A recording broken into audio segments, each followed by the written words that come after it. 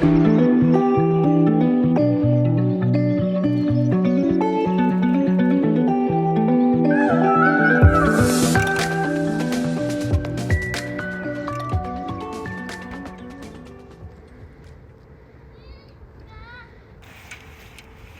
Julia.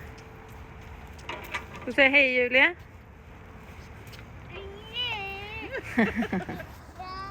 Kan ni vinka till pappa? Hej! Oj, Bella vill gå in och sätta sig i vagnen. Hey! Today it's Friday and it's Easter. Apparently. Yeah. We wouldn't know unless others told us. Yeah. Yeah. We live in our little bubble here, and right now we're at the children's inn. We just had a video conference with one of the doctors, and we did a test on one of the kids, one of the last tests Yeah. we need to do for this. I think it went well. Yeah. Yeah. And I think the days here are, right now, they are very joyful, but they're also a nightmare from time to time. Yeah, it's exhausting. Yeah. Because you don't get any time for yourself. And we have to be 3 adults all the time. Yeah. Because they're throw tantrums and Yeah. And it's hard. And it's hard for the kids as well, of course.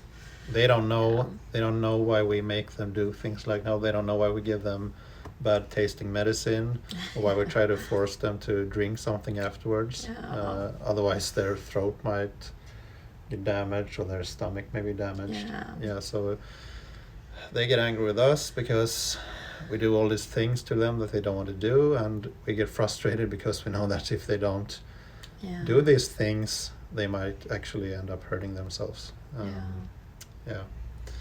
And also because they have like these things called a PICC line inserted into their body, they have a high risk of infection right now. And like when I think about all the different scenarios that can come from this, it's like it's so much to worry about.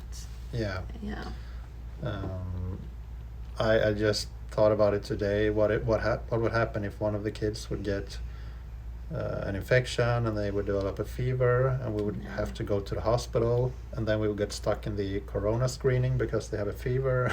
And we wouldn't get there in time. You see all these like situations that they're not really cut out for us right now. It's so many stressful things at the same time that we have to worry about. I think we just need to like relax some. We need to try to relax.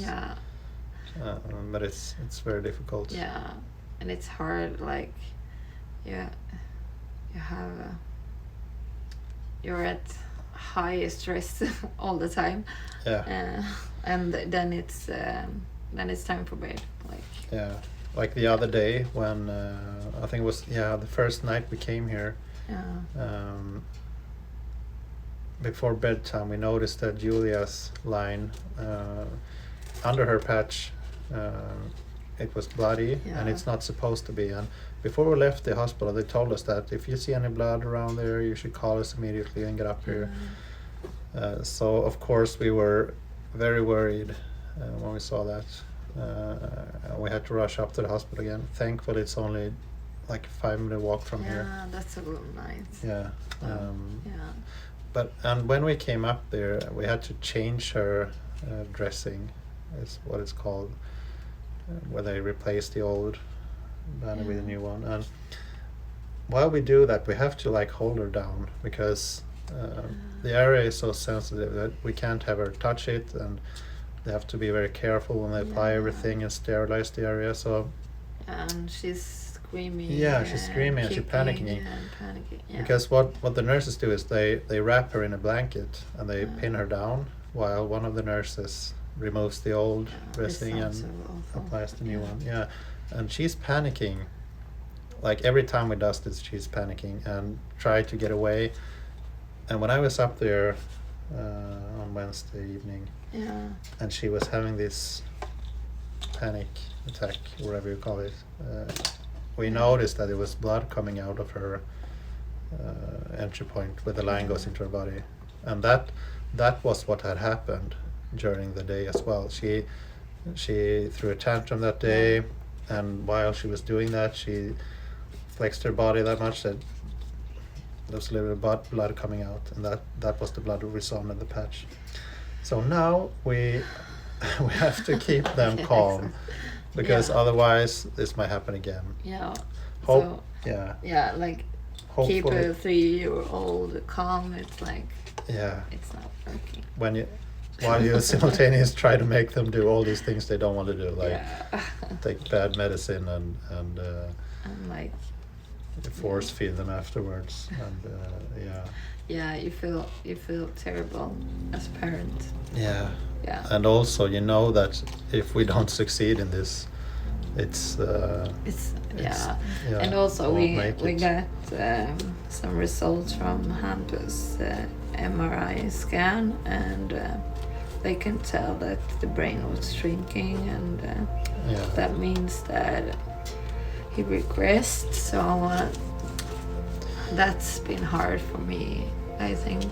Yeah, we knew, of course we knew, but it's still getting the numbers. Yeah. Like it's getting it on paper, like it's called brain atrophy, where brain cells die and disappears. Yeah, so that's hard. Yeah, hopefully though, since he's still quite young, if we can do this treatment, things might grow back. Hampus.